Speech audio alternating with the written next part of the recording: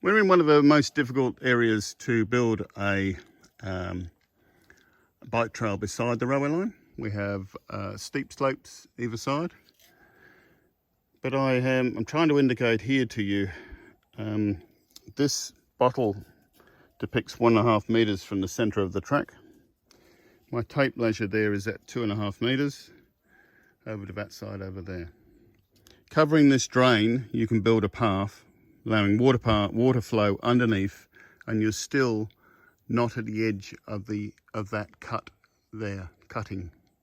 So all the way along here, you can squeeze a 2.5 meter wide bike trail against the rail line and leave a space between the light rail vehicles and the bike trail users. Again, southern end of the railway tunnel, Burring Bar Tunnel, and there is significant amount of room on the east side to the toe of that cutting there, at least, well, I'd say towards 8 meters. Some places it is narrow, but certainly enough room to put a bike path over a drainage layer, allowing water to flow through before getting to the tunnel obstacle. We're in a wet time of year. We've had a lot of rain. We've had a lot of rain this week. And here we have typical flows in this section running alongside the railway line. But they're not flows that can't be handled by a drainage, perforated drainage type pipe with a path over the top. This is actually on the opposite side of a track that I would propose to put the bike trail. The bike trail, I say, would be over there on this side. A lot of room for the toe of the batter. Here we are on the north side of a tunnel, and we have plenty of room beside the track to put a bike track straight away in this location. Northern side of tunnel mouth just in the distance there. Again, still plenty of room on the western side of the railway track to put a bike track. Again, plenty of room for a bike track. There will be several locations where a bike track on the, let's say, the western side will need to come up and traverse the railway track and go onto the eastern side. This is possible with light rail because a light rail is a line of sight and can stop or indicate to bike trailers that it's coming, and one party give way to the other. And here is a location that we would go from the right hand side of the video across to this side here to carry on in a location like this. In locations like this, you would cut down on the left side of the video next to the edge of the sleepers at an angle of repose, and build a path 2.5 meters wide, still have room before the side of the embankment.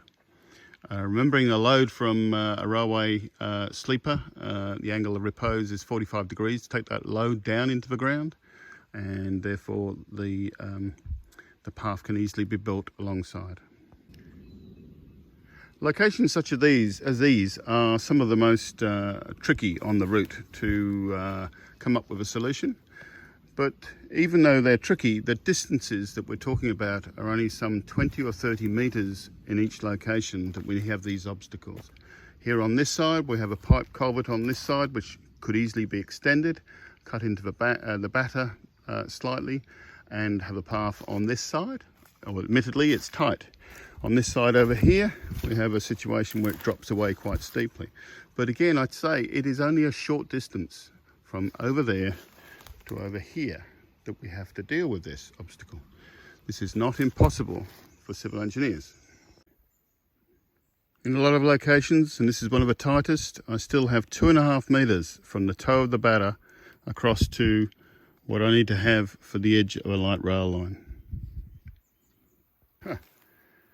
And in that very spot, I had all this room on the other side that could be used. Through this last, I'd say 100 meters on the eastern side, the western side, I would say that there's enough to actually provide a road, let alone a 2.5 metre wide path. Here we have a problem on the western side, but look, there is plenty of space here on the eastern side.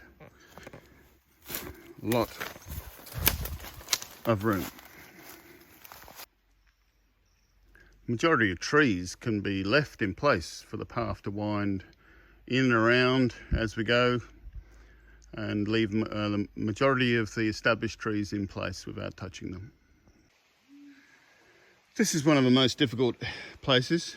We're on top of a steep, a tall embankment with properties over on one side, a steep bank down to watercourse down there, and on this side we have another steep embankment down to the boundary of the rail corridor down there. But at this height up here, we still have room to cut a bench and have a 2.5 metre wide bike path in along the side through here. Only a short distance that we have to have this concern. It's not impossible. Walking this route here and planning where a bike trail could fit in alongside the track, it comes to me that there's a gentle grade from both ends of the Burrenbar Tunnel, where light rail vehicles, whatever their motive of power, whether it be diesel or electric, will actually be freewheeling down here, steel wheels on steel wheels, a 20% efficiency of the energy use of a on-road rubber tyre vehicle. And as it freewheels down the hill, it'll actually be generating power. The economic sense of light rail for transport is amazing. There are lots of areas in what I thought was going to be the most difficult section to put a bike trail, which probably is, but there is lots of room to build a bike trail beside a light rail track. Just is. So at 923, Chinese 923.05, it's 2.5 metres to where my bottle is. So a path between the two. This is at the toe of an embankment. Looks like a bit of a slip area. And from that water bottle to the centre of track. Sorry for my poor video work. Just measuring here is 1.6 metres. So in theory, you could have a 2.5 metre path alongside there. And that runs for perhaps 100 metres along that straight. Another area that is quite easy to build.